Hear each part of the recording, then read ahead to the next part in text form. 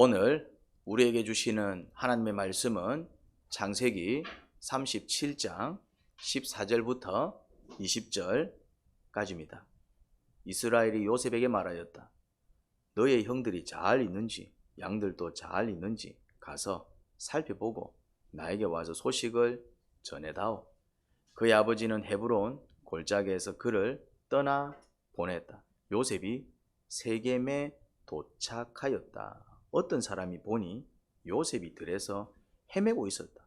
그가 요셉에게 물었다. 누구를 찾느냐? 요셉이 대답하였다. 형들을 찾습니다. 우리 형들이 어디에서 양을 치고 있는지 나에게 일러주시겠습니까? 그 사람이 대답하였다. 너의 형들은 여기에서 떠났다. 도단으로 가자고 하는 말을 내가 들었다. 그래서 요셉은 형들을 뒤따라가서 도단 근처에서 형들이 있는 곳을 알아냈다. 그런데 그의 형들은 멀리서 그를 알아보고서 그를 죽여버리려고 그가 그들에게 가까이 오기 전에 음모를 꾸몄다. 그들은 서로 마주보면서 말하였다. 야, 저기 꿈꾸는 녀석이 온다. 자, 저 녀석을 죽여서 아무 구덩이에나 던져넣고 사나운 들짐승이 잡아먹었다고 하자. 그리고 그 녀석의 꿈이 어떻게 되나 보자. 아멘.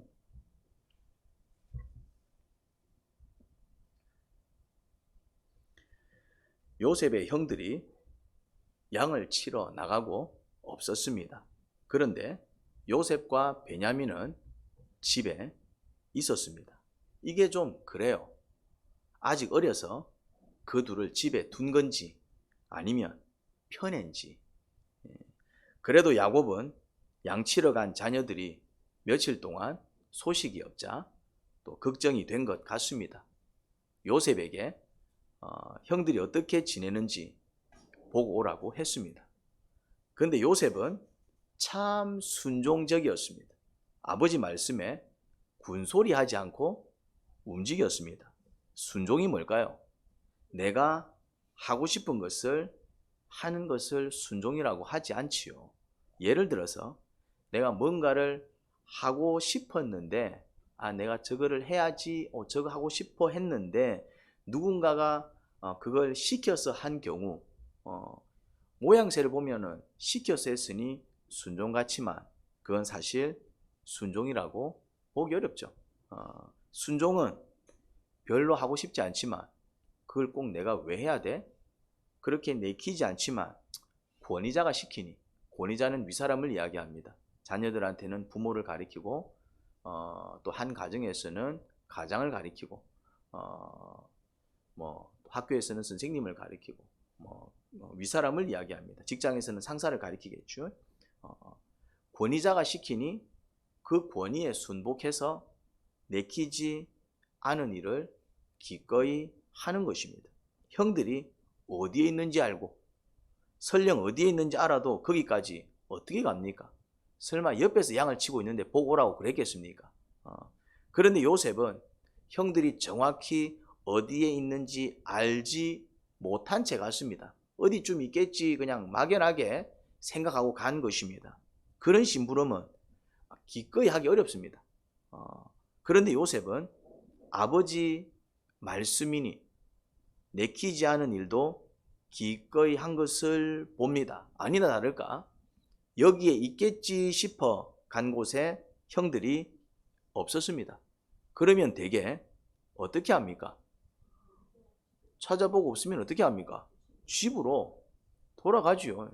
그리고 이렇게 얘기합니다. 갔더니 없던데요. 아무리 찾아봐도 없던데요 하면 됩니다. 그러면 심부름을 한 거예요, 안 한 거예요? 그것도 한 건 맞지요. 그런데 요셉은 돌아갈 생각을 하지 않고 어디에 있는지 알 수 없는 형들을 찾아 배회했습니다. 이게 뭐지요? 이게 바로 충성입니다. 그러니 요셉은 순종만 잘한 게 아니라 또 뭐까지 잘했습니까? 충성스러웠습니다. 맡은 일에 대해서 끝까지 책임지는 행동이지요. 요셉에게 이런 순종과 충성이 있었습니다. 순종을 잘하는 사람도 없고 순종을 해도 그냥 해보고 안 되니까 말아버리는 경우들이 많습니다. 갔는데 형들이 없어서 돌아와도 순종은 순종이잖아요. 그런데 충성까지 이어지는 순종은 더 보기 드뭅니다. 충성은 뭡니까? 끝까지 책임지는 자세입니다. 어디에 있는지 알 수 없는 그 형들을 끝까지 찾아 헤맨 것이지요. 그래서 하나님께서 요셉을 선택하신 것입니다. 요셉에게 어떤 성품이 있었다?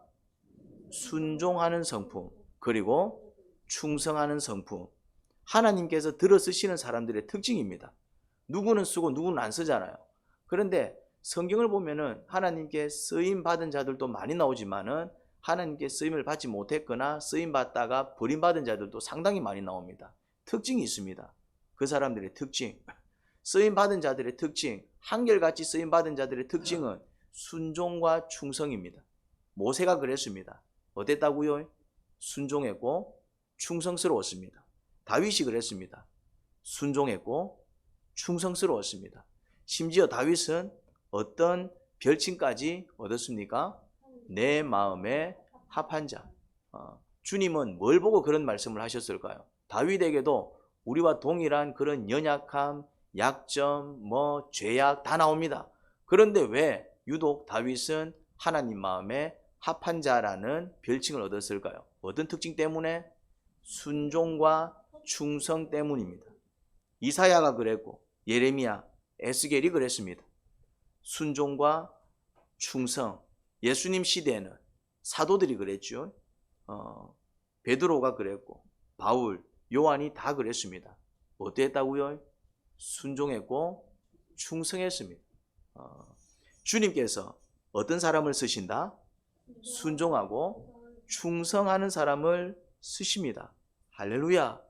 제가 11년째 목회를 하고 있지만 안타깝게도 우리 교회엔 순종하고 충성하는 자가 한 명도 없었습니다.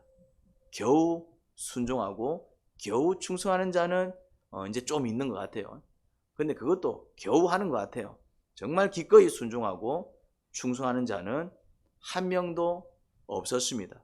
그게 우리 교회가 가지고 있는 약점 중에 약점입니다. 그래서 부흥하지 못하는 것입니다.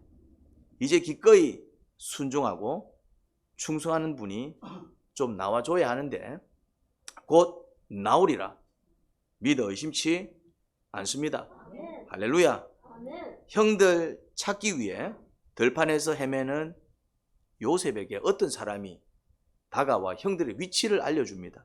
저는 이 사람이 정말 궁금했습니다. 누굴까? 누군데 요셉을 찾아와서 들판에서 헤매는 요셉을 돕기 위해 하나님께서 보내신 천사가 아닐까라는 생각도 해봤고요.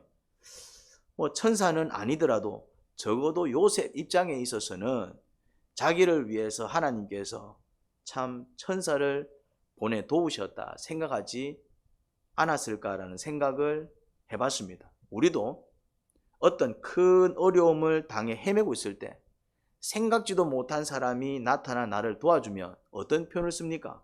와, 하나님이 나를 위해 천사를 보내주셨나 보다. 그 사람이 천사는 아니죠. 그런데 우리는 어떻게 생각합니까?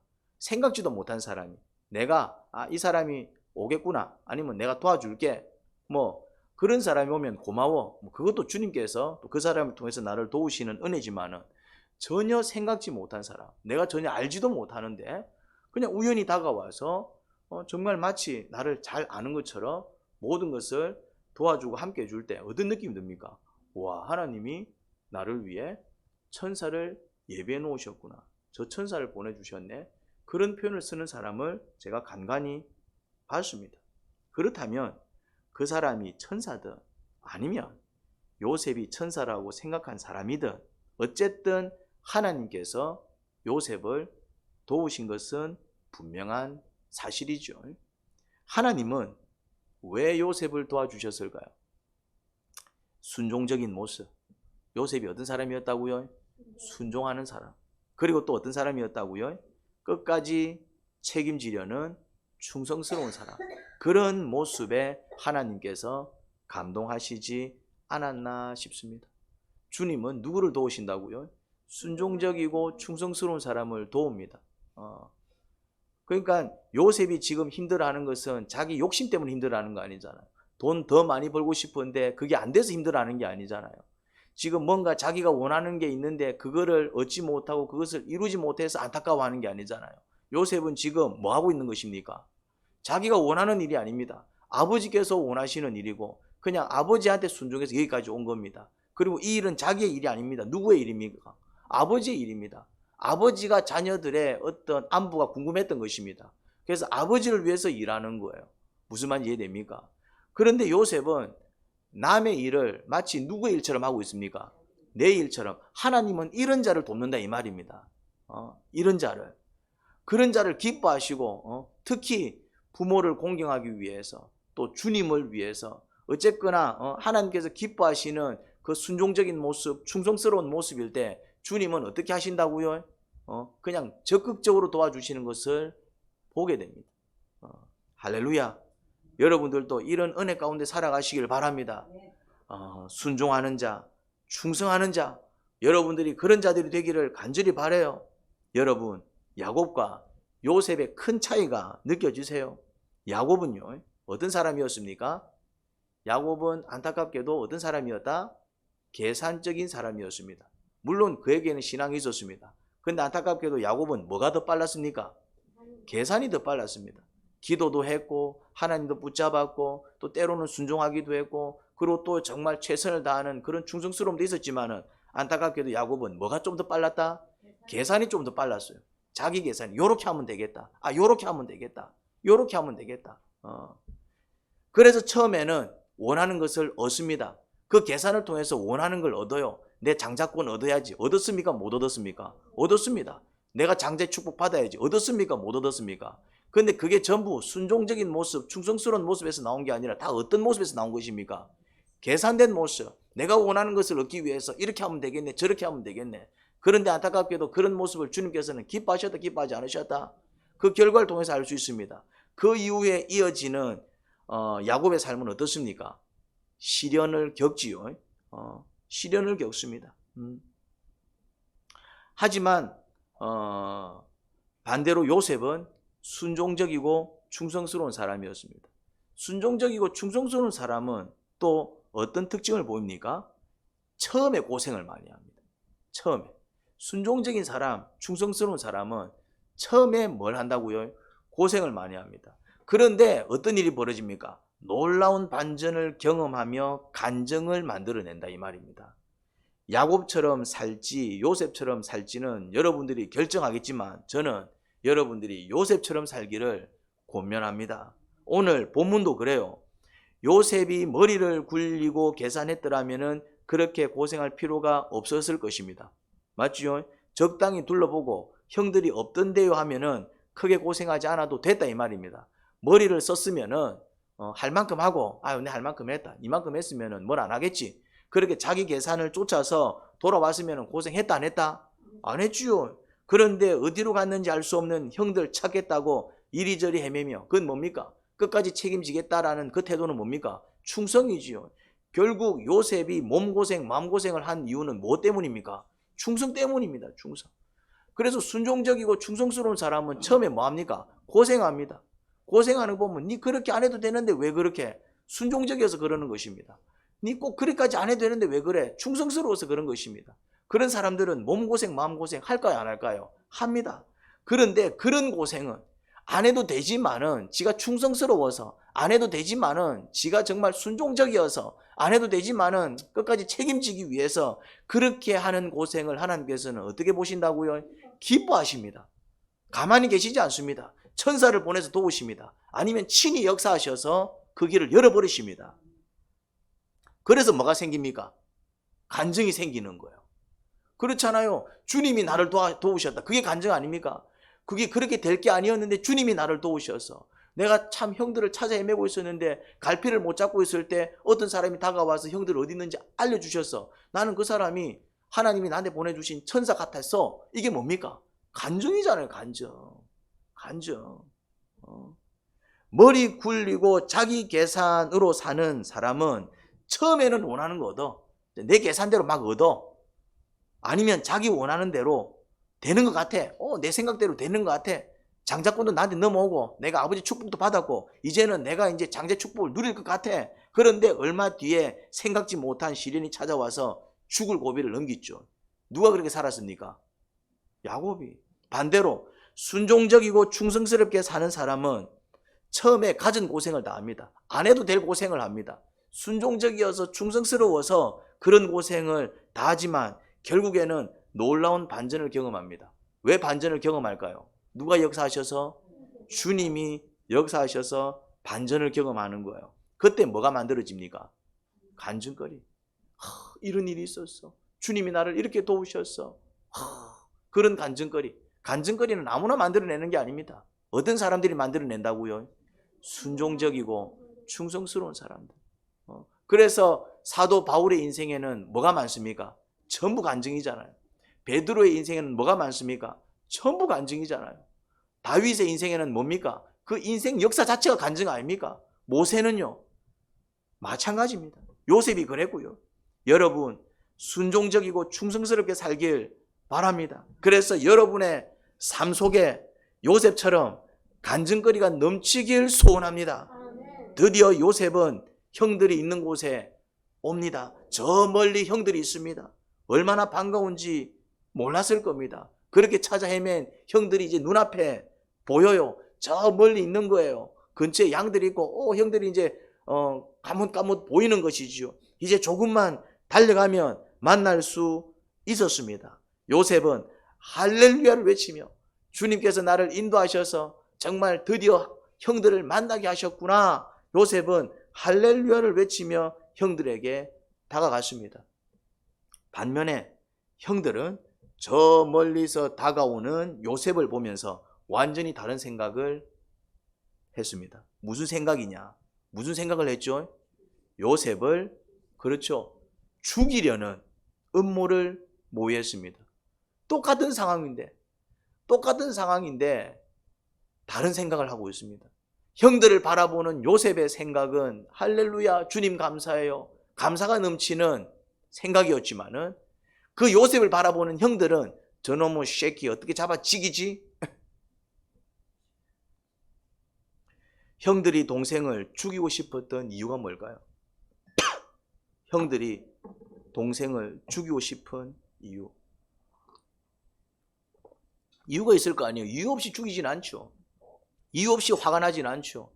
이유 없이 그러진 않았을 것입니다. 물론 그건 악한 것입니다. 동생을 잡아 죽이려는 생각이 악해요, 선해요? 정말 악하지요. 그 자체는 악한 게 맞습니다. 그런데 지금 제가 묻는 거는 그게 악하냐 선하냐 그걸 묻는 게 아니라, 그러면은 왜 그 형들은 동생을 죽이고 싶었을까? 그 이유를 묻는 것입니다. 뭐 때문일까요? 상처 때문입니다.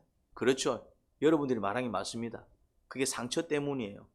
그 상처를 누가 줬을까? 먼저 아버지 야곱이. 어떻게? 편애로. 뭐 편애할 수 있지, 절대로 하면 안 됩니다. 편애할 수도 있지 뭐. 내가 뭐 좀 더 마음이 가면은. 그런데 편애는 정말 악한 죄악입니다. 그래서 우리나라는 오랜 세월, 죄송한 얘기지만은 남아선호 사상이 얼마나 악한 사상인지 모릅니다. 그 남아선호 사상이 뭘 만들어냈냐면은 한국을 비참하게 만들어버렸습니다. 죄송한 얘기지만 그 상처 속에서 지금도 헤매는 분들 많아요. 요즘은 이제 그런 게 없죠. 요즘은 이제 또 누구를 선호합니까? 요즘은 딸들을 선호해서 이제 남자들이 찬밥이라고 요새는. 근데 뭐 또 뭐 여아 선호 사상까지는 아니에요, 그냥. 이제 딸도 이제 사랑하는 이제 문화가 되었습니다. 하나님의 역사입니다. 그런데 오랜 세월 유교 속에 있으면서 이 유교가 정말 악한 종교입니다. 남아 선호 사상은 유교가 빚어낸 악한 종교라고. 편애. 그냥 아무 생각 없이 하는 편애입니다. 야곱이 막 일부러 편애를 했겠습니까? 자기 감정을 다스리지 못한 거예요. 내가 좀 더 좋아하는 게 있을 수 있습니다. 내가 좀 더 마음에 가는 사람이 있을 수 있습니다. 근데 그거를 표시하면 된다 안 된다? 안 됩니다.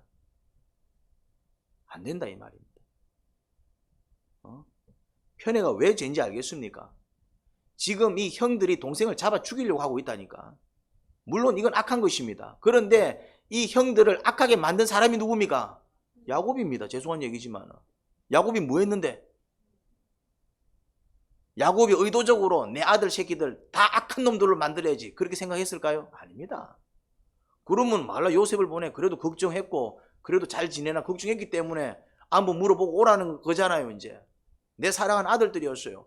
그런데 안타깝게도 뭘 해버렸습니까? 편애를 해버렸어요.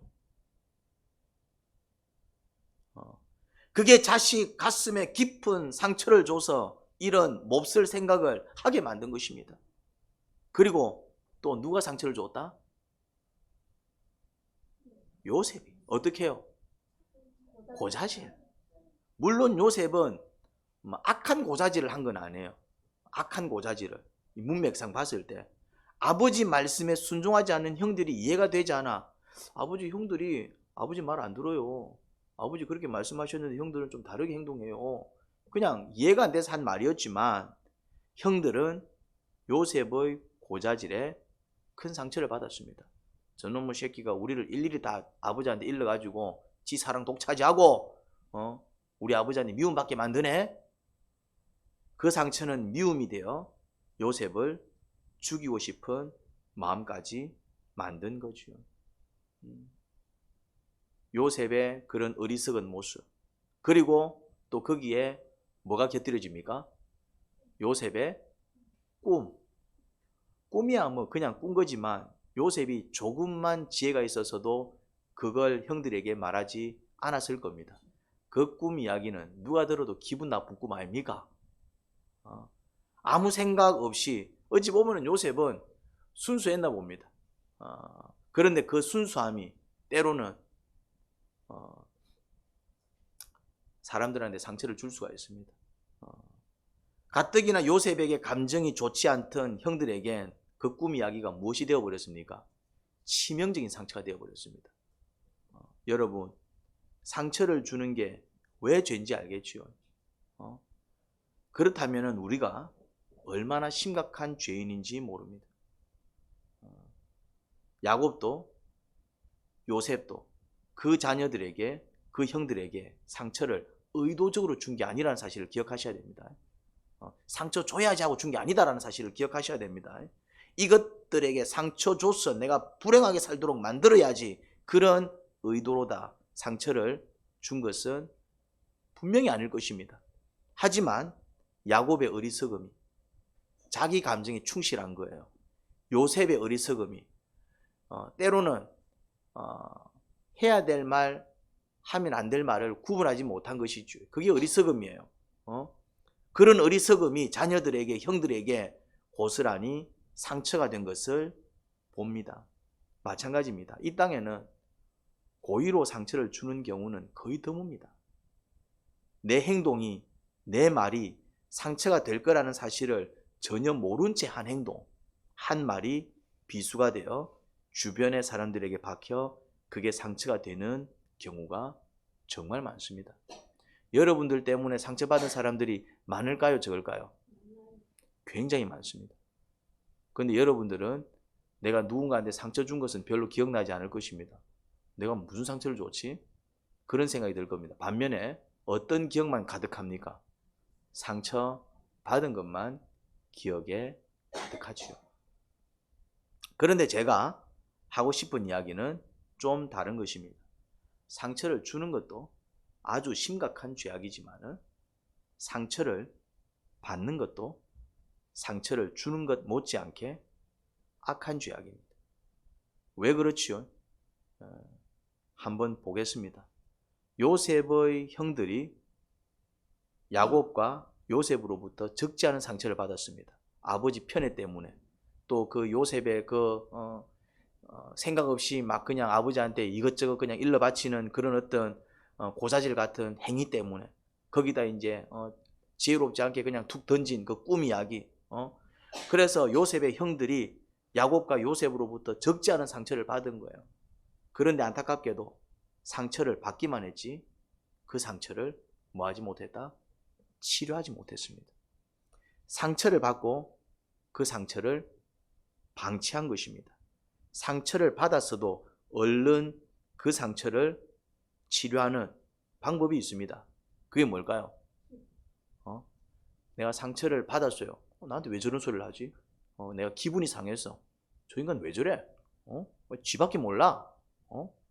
뭐 상처를 받았어요. 그때 그 상처를 얼른 치료해버리는 방법이 있습니다. 그게 뭘까요?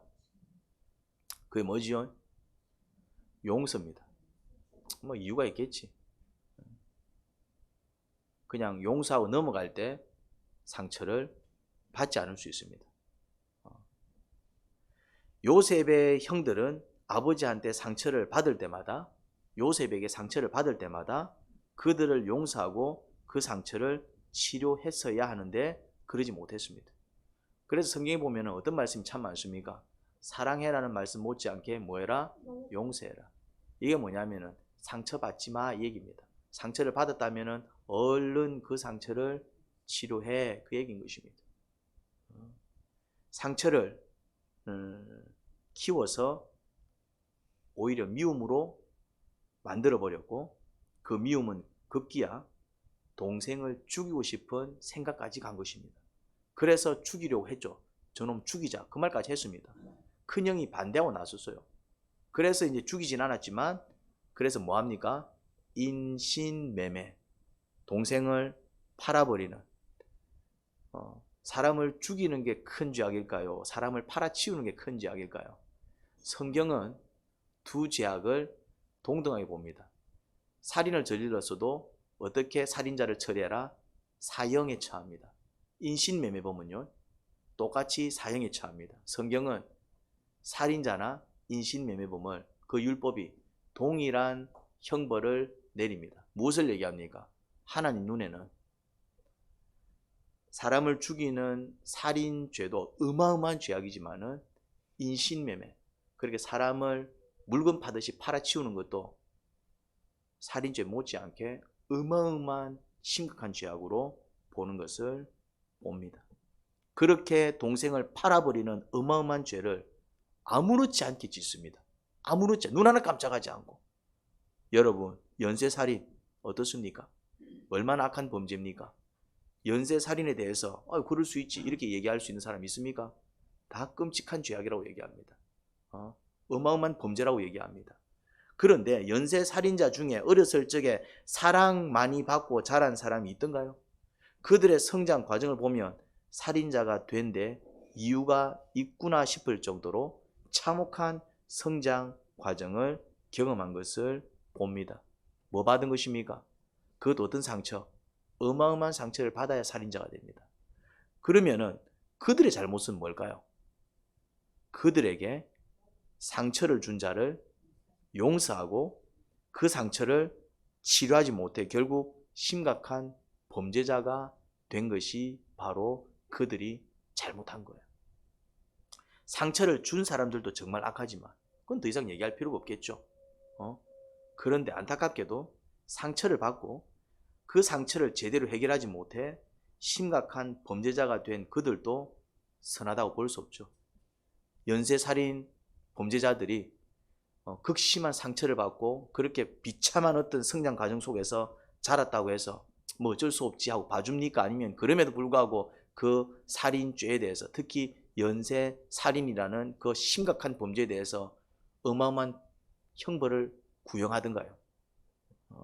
불쌍한 건 맞죠. 그래도 참 불쌍하게 살았구나. 불쌍한 건 맞지만 그런 범죄자가 된 것은 분명히 어떤 모습입니까? 악한 모습입니다. 그러니 상처를 주는 것 못지않게 받은 상처를 치료하지 못하고 방치하는 것도 뭐다? 어떤 죄냐면 적지 않은 죄악입니다. 깨달아야 합니다. 어쨌든 요셉은 형들에게 팔렸습니다. 그렇다면 이번에는 형들이 요셉에게 상처를 준 것입니다. 그렇죠? 형들한테 팔렸으니까 그 충격과 그 상처는 끔찍한 상처였을 것입니다. 다른 사람도 아니라 형들한테 그런 처참한 꼴을 당했으니 그 상처의 강도는 굉장히 깊었을 것입니다. 여러분, 상처를 해결하지 못하면 어떤 일이 벌어진다고요? 그 상처는 반드시 복수를 낳습니다. 형들은 상처를 해결하지 못했기 때문에 받은 상처를 고스란히 어떻게 하는 것을 볼 수 있습니까? 되갚아 주지요. 이게 복수입니다. 복수. 아무튼 이제는 요셉이 어마어마한 상처를 받았습니다. 그런데 요셉은 이 상처를 어떻게 했을까요? 형들처럼 그 상처 속에서 자신을 더 악하고 추하게 만들었을까요? 아니더라고요. 창세기 50장 15절에서 17절입니다. 넘겨주세요. 방송 PPT도. 요셉의 형제들은 아버지를 여의고, 이거는 이제 50장입니다. 저 뒤 사건입니다. 아버지를 여의고, 이제 그 요셉이 총리가 된 다음입니다. 그래서 야곱의 가족이 전부 이렇게 이집트로 넘어와서 이제 요셉이 이 야곱의 모든 가족들 다 이렇게 돌보고 있을 때입니다. 요셉의 형제들은 아버지를 여의고 나서 요셉이 자기를 미워하여 그들에게서 당한 온갖 억울함을 안 갚음하면 어찌하나 하는 생각이 들어서 이게 무슨 사건입니까? 요셉을 팔아치워서 요셉이 얼마나 파란만장한 인생을 겪었습니까? 요셉에게 전가를 보냈다. 아버지께서 돌아가시기 전에 남기신 유언이 있습니다. 아우님에게 전하라고 하시면서 너의 형들이 너에게 몹쓸 일을 저질렀지만 이제 이 아버지는 네가 형들의 허물과 죄를 용서하여 주기를 바란다 하셨습니다. 그러니 아우님은 우리 아버지께서 섬기신 그 하나님의 종들이 우리가 지은 죄를 용서하여 주시기 바랍니다. 자, 요셉이 이 말을 전해 듣고 어떻게 했다? 울었다라고 얘기하고 있습니다. 이게 무슨 내용입니까? 이 내용이 무슨 내용이에요? 형들이 아버지가 죽고 난 다음에 두려운 걱정이 든 것입니다. 우리가 죽을 수도 있겠다. 그들이 요셉을 팔았는데 요셉이 가만히 있겠냐라는 것이죠. 이제는 최고의 권력자가 되었는데 그들에게 복수할 거라 생각을 한 겁니다. 왜 그렇죠? 왜 요셉이 자기들한테 복수할 거라 생각을 했을까요? 자기들은 요셉한테 복수했거든. 사람들은 자기 수준에서 생각하는 거예요. 자기들이 요셉한테 상처받은 것에 대해서 어떻게 했습니까? 복수했죠. 그것도 더 끔찍한 상처를 줘서. 그러니 자기들이 상처 준 것에 대해서 요셉한테 복수했기 때문에 이제 자기들한테 받은 상처에 대해서 요셉도 어떻게 할 거라 생각을 한 겁니까? 복수할 수도 있겠다 싶은 거죠. 복수할 수 있다. 그런데 이제 이렇게 얘기합니다. 50장 19절부터 21절. 이건 요셉이 하는 말입니다. 요셉이 그들에게 말하였다. 두려워하지 마십시오. 내가 하나님을 대신 하기라도 하겠습니까? 형님들은 나를 해치려고 하였지만 하나님은 오히려 그것을 선하게 바꾸셔서 오늘과 같이 수많은 사람의 생명을 구원하셨습니다. 그러니 형님들은 두려워하지 마십시오. 내가 형님들을 모시고 형님들의 자식들을 돌보겠습니다.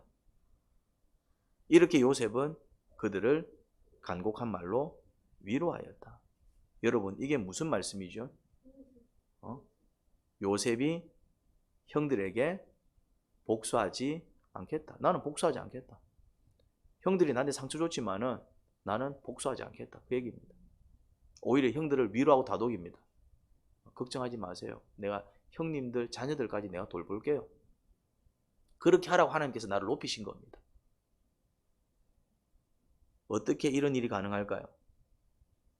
이게 어떻게 가능하죠? 요셉은 형들이 그에게 준 상처를 다룬 겁니다. 상처를 갖고 사는 것은 큰 죄악이라는 사실을 깨달으셔야 됩니다. 자꾸 나한테 상처 준 사람을 욕하면서 사는 것은 진짜 어리석습니다. 상처를 준 사람도 악하지만은 상처를 해결하지 못하고 갖고 사는 사람도 어떤 사람이라고요? 진짜 악하고 어리석은 사람입니다. 왜요? 상처를 해결하지 못하면 어떤 형태로든지 간에 그 상처를 되갚는 복수의 형태를 하고 있을 것입니다. 다른 사람한테 돌려주든.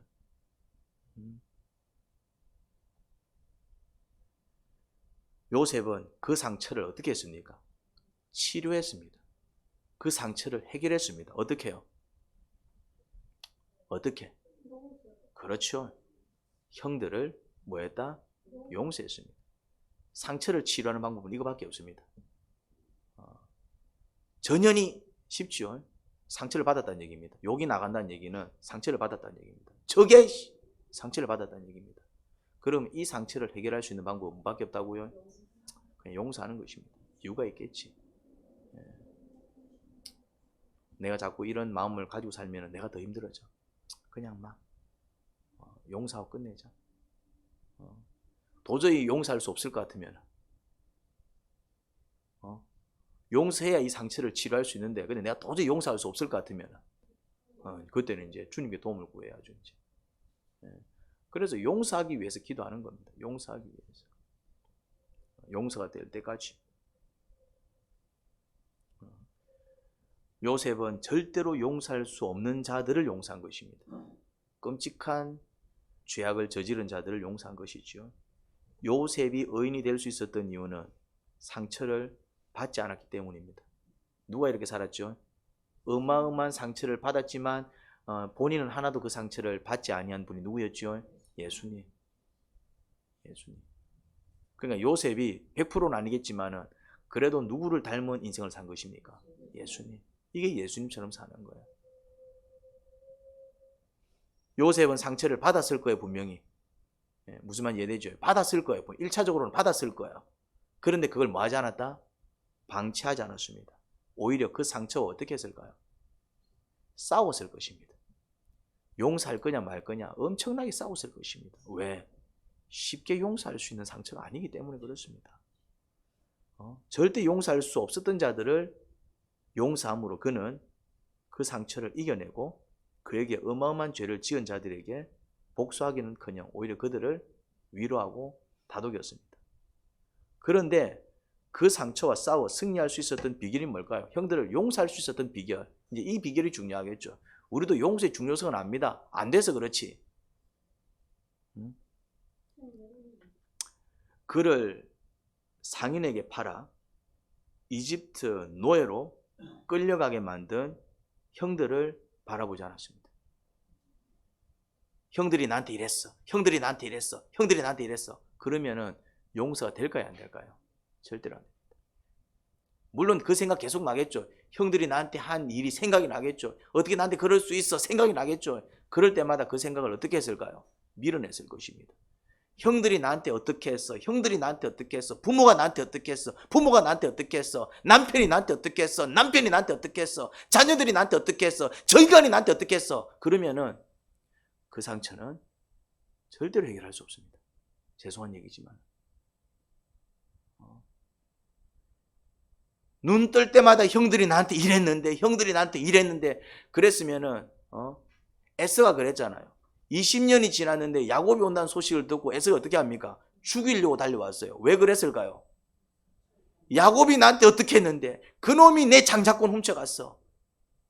그놈이 날 속였어. 아침에 눈 뜰 때마다 무슨 생각했습니까? 20년 동안. 야곱이 나한테 어떻게 한 것만 생각을 한 거예요. 그러니 야곱이 온다라는 말 들었을 때 어떻게 합니까? 잡아치기에도 달려가지요. 뭐 하지 못한 것입니까? 그 상처를 해결하지 못한 것입니다. 극적으로 주님께서 그 마음을 만지셔서 살았지, 안 그랬으면은 야곱은 죽었습니다. 요셉이 고생할 때마다, 노예로 얼마나 고생했어요. 옥살이까지 하면서 고생할 때마다 내가 이 고생하는 거 형들 때문이야. 내가 이 고생하는 거 형들 때문이야. 그랬으면 형들 용서할 수 있었을까요? 형들이 이제 총리가 되어가지고 그 상처 해결 안 됐는데 형들이 곡식 사겠다가 왔을 때 형들은 못 알아봤지만 요셉은 알아봤어. 어떻게 했을 것 같아요? 그 상처가 해결이 안 됐으면 그 자리에서 죽였습니다. 요셉이라고 별 수 있을 것 같습니까? 그 자리에서 죽였습니다. 그 상처를 해결하지 못했다면은 눈 뜰 때마다 내가 누구 때문에 이 고생했는데, 내가 누구 때문에 이렇게 살았는데, 내가 누구 때문에 이 생각으로 평생을 살았다면은 그 순간에 형들이 나타났어. 어떻게 했을 것 같아요? 잡아 죽입니다.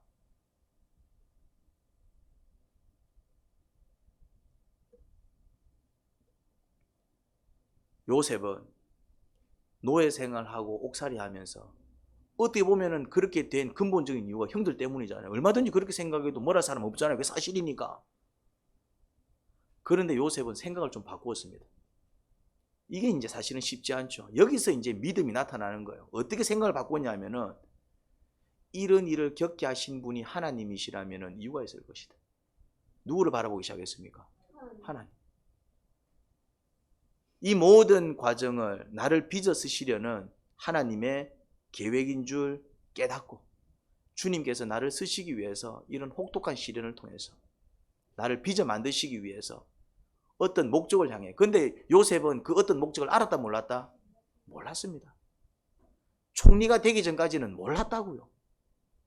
몰랐다고요. 알았으면은 그나마 내가 어떻게 되겠네 알았으면 희망이라도 있지. 몰랐다고요. 그냥 누구만 바라봤습니까? 하나님만. 하나님이 왜 나를 이렇게 훈련시키는지 그 이유도 알지 못한 채 버티는 것은 어마어마한 믿음과 인내가 필요합니다. 그럼에도 불구하고 요셉은 누구를 선택했다? 주님 바라보는 걸 선택했습니다. 이게 중요합니다. 나에게 상처를 준 사람, 그 사람이 나에게 한 말, 그 사람이 나에게 한 행동에 집착하면 절대 그 사람을 용서할 수 없습니다. 그 말은 평생 잊을 수 없고요. 그 행동은 평생 내 가슴에 비수가 되어 남아 있습니다. 그러면은 그 사람은 그 상처로 인해 평생 불행하고 비참하게 살아야 합니다. 쉽게 말해서 에서는 20년 동안 불행하게 살았을 것입니다. 동생만 생각하면은 분노로 이글이글 거렸을 것입니다. 그렇게 살아가는 게 행복한 삶일까요? 힘든 삶일까요? 만약에 요셉이 형들을 미워하고 만나기만 해봐라 내가 너 가만히 안 둔다 그러고 살았더라면은 요셉이 이렇게 멋진 인생 살아갈 수 있었을까요? 하지만 이 일을 통해서 주님께서 나를 어떻게 연단하시고 나를 어떻게 빚어 쓰실지 묵상하고 나를 향한 하나님의 계획을 깨달으면 그때는 인생이 완전히 역전됩니다. 상처로 얼룩진 불쌍하고 비참한 인생이 아니라 절대 용서할 수 없는 자도 용서하고 주님께 멋지게 쓰임받는 종으로 성장해 있습니다. 요셉의 인생을 한번 살펴보세요. 계속 꼬이는 것을 볼 수 있습니다. 순종적으로 살수록 충성스럽게 살수록 그의 인생은 걷잡을 수 없을 정도로 꼬인 것을 봅니다. 아버지 말씀에 순종해서 그것도 끝까지 책임지려는 그런 충성스러움 때문에 형들한테 팔려 이집트로 왔습니다. 순종하지 않았으면요. 아버지 나 안 갈래요 했으면 안 팔렸겠죠. 아니면은 순종했지만은 형들이 없으니까 그냥 돌아왔으면은 안 팔렸겠죠. 요셉이 어찌 보면은 뭐해서 팔린 겁니까? 순종해서 팔린 겁니다. 그것도 어떤 순종을? 충성스럽게 순종해서 팔려온 것입니다. 자, 그렇게 팔려왔으니 얼마나 억울하겠어요. 내가 잘못을 저질러서 팔려와도 억울할 판인데 이거는 내가 뭐 하다가 순종하다가 내가 뭐 하다가 충성하다가 그러면은 내가 다시는 아버지 말씀 안 듣는다. 내가 다시는 누구 말 안 듣는다. 내가 다시는 내가 순종하지 않는다. 내가 다시는 충성하지 않는다. 왜? 그거 하다가 내가 이 꼴이 돼버렸는데. 그럴 법도 한데 노예로 끌려왔어도 역시나 어떻게 삽니까? 순종적이고 충성스럽게 삽니다. 어떻게 할 수 있습니까? 주인 눈에 띕니다. 다른 노예들하고 달라. 그래서 이 집사라는 위치까지 올라갑니다. 집사라는 위치는 노예가 올라갈 수 있는 최고의 지위입니다. 주인이 모든 것을 맡기는 그 위치가 집사거든요. 주인이 모든 것을 맡길 수 있는 노예한테 그거는 노예가 올라갈 수 있는 어떤 지위라고요? 최고의 지위입니다. 그 지위에 누가 올라갑니까? 요셉이. 왜요? 왜 올라갔을 것 같아요? 순종했을 것이고 충성했을 것이니까. 피부치도 아닌데 먼 타국에서 끌려온 그냥 팔려온 한 아예 지나지 않는데 왜 걔한테 그런 지위를 줍니까? 야, 쟤 정말 순종적이네. 쟤 정말 충성스럽네. 내 것 다 맡겨도 오히려 정말 쟤가 책임지고 일해줄 아이네. 그런 느낌을 줬다는 얘기는 요셉이 억울하게 팔려왔지만 어떻게 살았다는 것을 볼 수 있습니까? 그런데 이제 주인의 눈에 띈 거는 좋았는데 누구의 눈에까지 띄었다? 안주인의 눈에까지 띄어가지고 잠자리 유혹을 합니다. 요셉이 종이지만은 너무 멋있는 거야 이제. 일처리 잘하고 책임감 넘치고 그리고 또 젊지. 애가 너무 이제 올고드니까네 이 안주인 눈에도 얘가 너무 예뻐 보이는 거예요. 그러니까 이제 안주인은 조금 선을 넘어버립니다. 어떤 생각까지 합니까? 쟤를 좀 품어봤으면 좋겠다. 하면 안 되는 생각까지. 그런데 그 순간에도 누구한테 충성하기 위해서? 주인한테 충성하기 위해서 안주인의 그런 유혹을 외면해버리잖아요. 이렇게 얘기합니다. 주인님이 모든 것을 나한테 다 맡겼지만은 딱 한 가지만 내가 건들 수 없는 게 있습니다. 그게 뭐였습니까? 그게 바로 사모님입니다. 그러고 도망쳐버리잖아요. 그러니까 제가 싫으면서 안주인이 화가 나가고 모함해서 옥살이 합니다. 이 정도면은 너무 억울해서 자살해야 되는 것 아닙니까? 충성했어요. 충성. 이거는 충성이잖아요. 그런데 그 결과가 뭡니까? 충성할 때마다 순종할 때마다 악한 자들의 그런 음모로 인해서 그가 당하는 대우는 비참한 지경. 이쯤 되면은 인생 비관하며 술에 절어 살만하지 않습니까? 그런데 옥 안에서도, 감옥 안에서도 어떻게 합니까? 순종적이고 충성스럽게 일합니다. 그렇게 할 수 있었던 이유가 뭘까요? 그냥 정말 요셉은 착한 사람이었기 때문에 아닙니다. 인간은 별 수 없습니다. 우리가 그런 인간이라면 요셉도 그런 인간인 거예요. 그럼 다른 게 뭘까? 요셉은 누구를 바라볼 줄 아는 사람이었다? 하나님. 이유가 있을 것이다. 주님이 나를 이렇게 낮추실 때는 이유가 있을 것이다.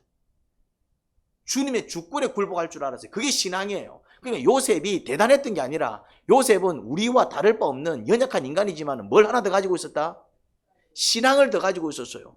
주님을 바라볼 수 있는 신앙을 더 가지고 있었어요. 역경을 보면은 이런 역경 가진 사람들 많습니다. 그런데 이런 역경을 가진 사람들 대부분 보면 다 폐인이 돼 있습니다.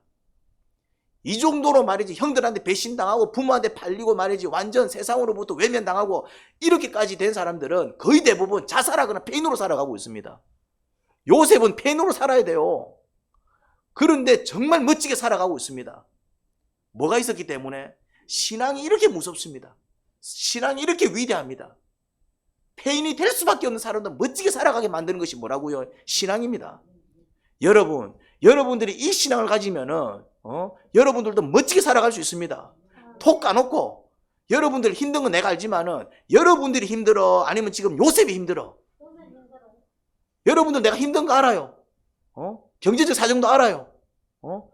육신의 질병이 있고 살아가는 게 힘들고 기도 제목이 있는 거 압니다. 내가 여러분들의 어려움을 외면하는 게 아닙니다. 무시하는 게 아닙니다. 그런데 톡 까놓고 얘기했을 때 여러분들 아무리 힘들지만은 지금 요셉이 당하고 있는 이 억울한 일에 비하면은 여러분들 당하는 고통이 고통입니까?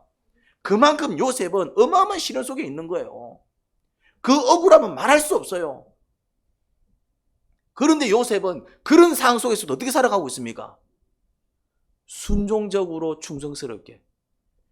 그렇게 살도록 만든 비밀이 뭐라고요? 신앙입니다. 신앙이에요. 신앙. 어렸을 때 그래도 하나님 아버지로부터 야곱이 그래도 신앙은 좋았거든. 그 아버지가 붙들고 살던 그 하나님을 요셉이 뭐 할 수 있었다? 그 하나님을 붙들고 산 거예요. 그 하나님을. 그래서 그 하나님을 믿은 거예요. 이런 혹독하게 훈련시킬 때는 나를 좀 더 크게 쓰시려고 이렇게 혹독하게 훈련시키시나? 그냥 그렇게 믿고 산 거예요. 시련이 큰 거 보니까 나중에 나를 억수로 크게 쓰시려나 보다. 그냥 그렇게 마음을 또닥이면서 그냥 주님을 붙들면서 산 겁니다. 그러면서 하루하루를 어떻게 살았다? 그냥 순종적이고 충성스럽게.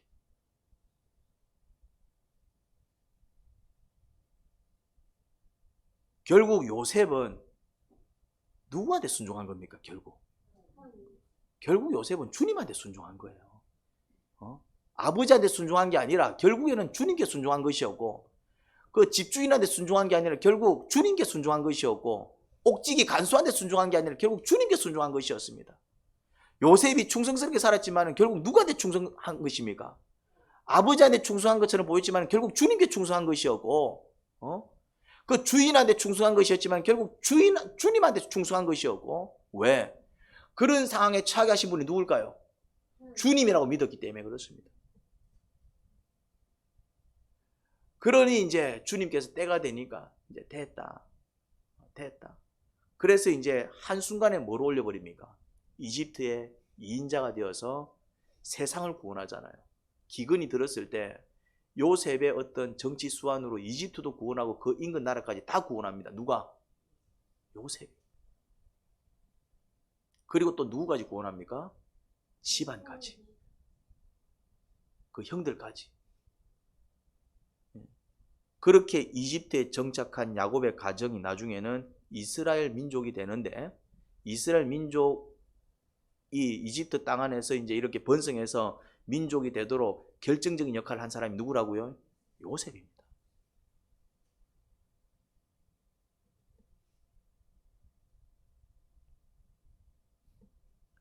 근데 요셉이 그거 알고 순종했겠어요? 우리는 그 결과를 알잖아. 근데 요셉은 그 결과를 알고 순종했을까요? 그걸 알고 충성했겠어요? 그냥 주님을 믿었기에. 이걸 믿음이라고 합니다. 잘 모르지만, 어떻게 될지 잘 모르지만, 우리는 몰라요. 내일 일은 난 몰라요. 하루하루 살아요. 불행이나 요행함도 내 뜻대로 못해요. 험한 이 길 가고 가도 끝은 없고 고네요. 그 다음 뭐고? 주님 예수 발레미사 내 손 잡아 주시네. 내일 일은 난 몰라요. 장래일도 몰라요. 그 다음 뭐고? 아버지여 날 붙드사 평탄한 길 주옵소서. 많이 불렀는 것 같네.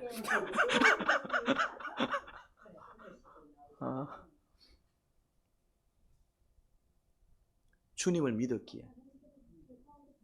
그리고 또 중요한 거는 굴복했기에. 굴복했다고. 왜 이래요가 아니라 주님의 뜻이라면. 왜 맨날 나는 이래요가 아니라 주님의 뜻이라면. 주님 살아계신 거 맞아요가 아니라 주님의 뜻이라면. 내가 하나님의 자녀가 맡기는 맞습니까?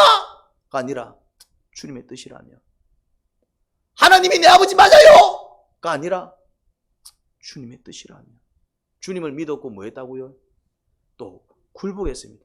그냥 주님의 뜻이라면. 이유가 있을 것입니다. 지금은 내가 그 이유를 몰라서 이렇게 힘들지만은 때가 되면은 또 분명히 주님께서 나를 반전시켜 새 인생 살게 하실 것을 믿습니다. 그걸 믿으면, 그걸 믿어. 여러분, 먼저 예수님을 믿고 구원을 받으세요. 예수님을 믿지 않으면, 그래서 구원을 받지 못하면 우리는 상처 해결하지 못합니다. 상처는요, 내 힘으로 해결할 수 있는 게 아닙니다. 그래서 세상 사람들이 그냥 그렇게 살아가는 거예요. 받은 상처 복수하며 살아가는 거예요. 억울하다 외치며 살아가는 거예요. 자기가 준 상처는 알지 못한 채 받은 상처만 외치면서 그냥 죄인으로 살아가는 것입니다. 모든 사람들이 그렇게 살아가고 있습니다. 우리도 예수님 믿고 구원받지 못하면 이 상처 해결 못합니다. 톡 까놓고 우리도 상처 얼마나 많아요. 우리도 상처 얼마나 많아요. 상처를 받는 족족 우리는 그 상처를 해결하지 못하고 서서히 괴물이 되어 간답니다. 누구처럼? 요셉의 형들처럼. 요셉의 형들이 처음부터 그런 괴물이었겠어요. 동생을 아무렇지 않게 팔아치우는 그런 괴물이었겠어요. 처음부터. 뭐 받았다? 상처를 받으면서. 근데 안타깝게도 그 상처를 뭐 하지 못했다? 해결하지 못해가지고. 우리가 왜 이렇게 괴물처럼 살아가고 있습니까? 왜 우리가 이렇게 불행하게 살아가고 있습니까? 상처를 받았지만, 부모로부터 상처를 받았고, 성장하면서 남편으로부터, 배우자로부터, 또 이런 환경으로부터 이런저런 사람한테 치면서 억울한 일 당하면서 얼마나 갖가지 상처를 받았어요. 그런데 안타깝게도 그 상처들을 하나도 해결하지 못해서 그냥 그 상처 때문에 뭐가 돼 있는 겁니까? 괴물이 돼 있는 거예요. 그러면서 이제 나도 이제 뭐 하고 있습니까? 이제 받은 상처를 돌려주는 인생을 살아가는 겁니다. 근데 내가 이제 상처를 돌려줄 때 이게 악하게 안 느껴집니다. 왜? 내가 당했거든. 내가 그렇게 당했기 때문에 이제 그렇게 행동하는 것에 대해서 죄스러움이 없는 거예요. 내가 당했기 때문에. 그래서 사람들은 자기가 죄인인 줄 몰라. 그냥 억울하다고만 얘기하지. 하지만 예수님을 진실로 믿고 구원을 받아 내 안에 맺혀있는 이 상처, 아픔 하나하나 하나님 앞에서 쏟아내고 그 상처 치료받아서 절대로 용서할 수 없는 사람들을 한 사람 한 사람 용서하기 시작하면 이게 중요합니다. 절대로 용서할 수 없었던 그 사람들을 한 사람 한 사람 용서하기 시작할 때 이제는 아버지를 용서하겠습니다. 이제는 어머니를 용서하겠습니다. 이제는 형들을 용서하겠습니다. 이제는 남편을 용서하겠습니다. 이제는 아내를 용서하겠습니다. 이제는 자녀들을 용서하겠습니다. 이제는 그 친구를 용서하겠습니다. 이제는 그 직장 상사를 용서하겠습니다. 절대 용서할 수 없었던 그 한 사람 한 사람들을 이제 용서하기 시작할 때에 꼬였던 내 인생이 풀리기 시작합니다. 그때부터 불행한 인생이 행복해지기 시작합니다. 그때부터 비참한 인생의 봄날이 옵니다. 하나님 아버지,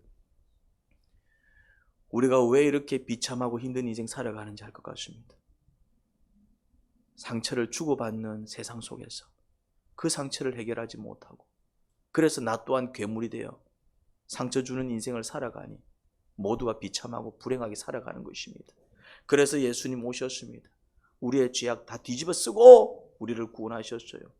이제는 예수님을 믿고 따르는 인생은 정말 그 사랑에 힘입어 내가 먼저 용서를 받아, 먼저 내 상처 치료받아서 그동안은 절대로 용서할 수 없던 사람들 한 사람 한 사람 용서해 나가는 것, 이것이 신앙생활 여정인 것 같습니다. 그래서 정말 마지막까지 모든 사람들을 다 용서하는 순간 내 안에 진정한 자유와 기쁨을 누리게 될 것입니다. 천국을 맛볼 것입니다. 그렇게 천국 들어가는 것입니다. 주님, 진실로 예수님 믿고 구원받게 하시고 정말 나 또한 죄인인 것을 인정하며 받은 상처만 기억할 것이 아니라 내가 준 상처도 많다라는 것을 기억하며 이제는 용서하는 인생, 그리고 또 용서를 구하는 인생 살아가게 하소서. 예수님 이름으로 기도합니다. 아멘.